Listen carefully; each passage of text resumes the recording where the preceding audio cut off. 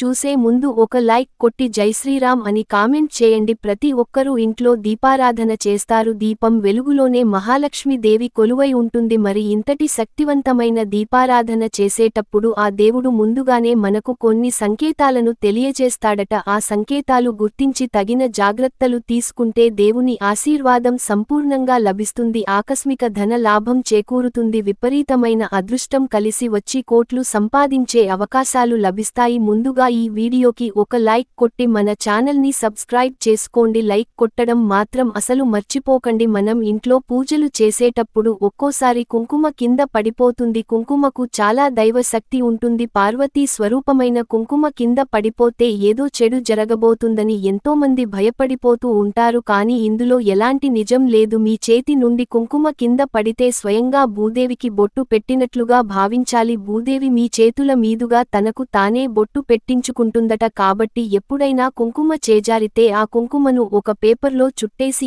ఏదైనా చెట్టు దగ్గర వేసేయండి. చీపురుతో మాత్రం కుంకుమను ఎత్తకూడదు. అలాగే ఒక్కోసారి ఇంట్లో దీపారాధన చేసేటప్పుడు మన చేతులు కాలుతూ ఉంటాయి. దీపం వెలిగించేటప్పుడు లేదా దేవునికి హారతి ఇచ్చేటప్పుడు అలాగే అగరవత్తులను వెలిగించే సమయంలో అప్పుడప్పుడు మన చేతులు కాలుతూ ఉంటాయి.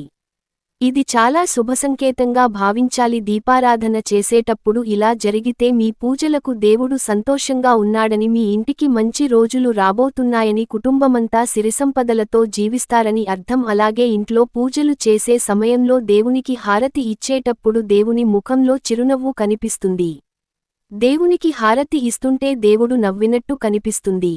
ఇది చాలా శుభశకునం. ఇలా ఎవరికైనా కనిపిస్తే ఇక మీ జన్మ ధన్యం అయిపోయినట్లే. మీరు చేసే పూజలన్నీ ఆ దేవుని పాదాల చెంతకు చేరుతున్నాయని ఒక శుభసంకేతంగా భావించాలి. అలాగే ఒక్కోసారి ఇంట్లో దీపారాధన చేసేటప్పుడు దేవునికి పెట్టిన పూలు కింద పడిపోతూ ఉంటాయి. ఇలా జరిగితే మాత్రం చాలా అదృష్టంగా భావించాలి. మీ ఇంట్లో దేవతలు ఉన్నారని సంకేతం. ముక్కోటి దేవతల ఆశీర్వాదంతో మీ ఇల్లంతా ఐశ్వర్యంతో నిండిపోతుంది. ఇలా కిందపడిన పువ్వుని తీసుకొని మీ బీరువాలో పెట్టుకోండి. డబ్బు పరంగా మీ ఇంటికి బాగా కలిసి వస్తుంది.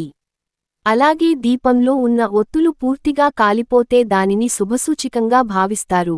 దీపంలోని వత్తులు పూర్తిగా కాలిపోతే మీ కోరికలన్నీ త్వరగా నెరవేరుతాయని సంకేతం. అలాగే ఒక్కోసారి ఉన్నట్టుండి గజ్జెల శబ్దాలు వినిపిస్తూ ఉంటాయి.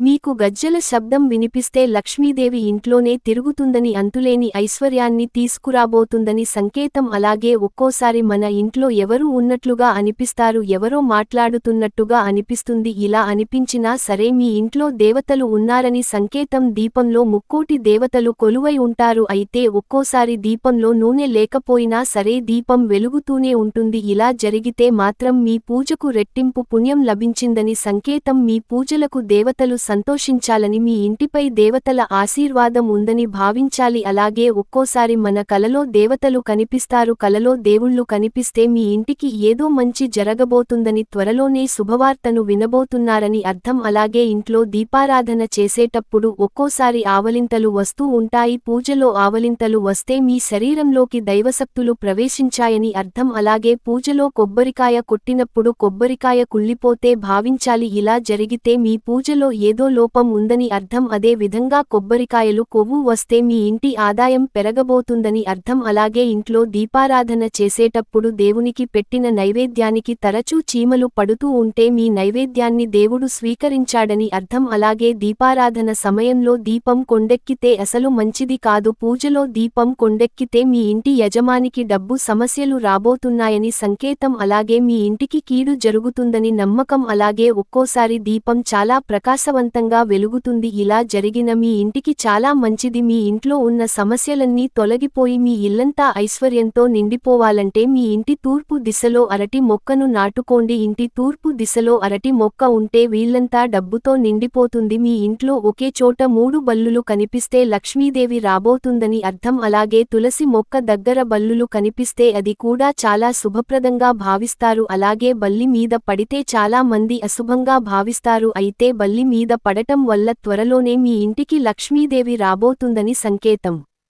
ఇంట్లో నల్ల చీమలు కనిపించిన మీ ఇంటికి డబ్బు రాబోతుందని సంకేతం. ఒకవేళ ఎర్రటి సీమలు కనిపిస్తే మాత్రం కుటుంబ సభ్యులకు అనారోగ్య సమస్యలు ఏర్పడతాయి, డబ్బు నష్టాన్ని సూచిస్తుంది. ఉప్పును లక్ష్మీ స్వరూపంగా భావిస్తారు, అయితే మీ చేతి నుండి ఉప్పు కింద పడితే మీ ఇంట్లో డబ్బు నష్టాలు జరగబోతున్నాయని సంకేతం. మీకు ఎక్కడైనా గుడ్లగూబ కనిపిస్తే మీరు త్వరలోనే ధనవంతులు కాబోతున్నారని అర్థం. తులసి మొక్కలలో ముక్కోటి దేవతలు కొలువై ఉంటారు. తులసి మొక్క ఎండిపోతుంటే మీ ఇంటికి ఏదో చెడు జరగబోతుందని సంకేతం. అలాగే ఆడవాళ్లకు ఎడమ కన్ను అదిరితే ఏదో మంచి శుభవార్తను వినబోతున్నారని అర్థం. కాని కుడి కన్ను అదిరితే మాత్రం దురదృష్టం పట్టబోతుందని సంకేతం. ఇంటి ముందుకు ప్రతిరోజు కాక వస్తే దేవతల రాకకు సంకేతం. దేవతలకు అలాగే కాకులకు చాలా దగ్గర సంబంధం ఉంటుందట. అలాగే పూజలు చేస్తున్నట్టుగా కలలో కనిపిస్తే భగవంతుని అనుగ్రహం మీ ఇంటిపై ఉందని అర్థం. ఈ వీడియో మీకు నచ్చితే లైక్ చేసి సబ్స్క్రైబ్ చేసుకోండి.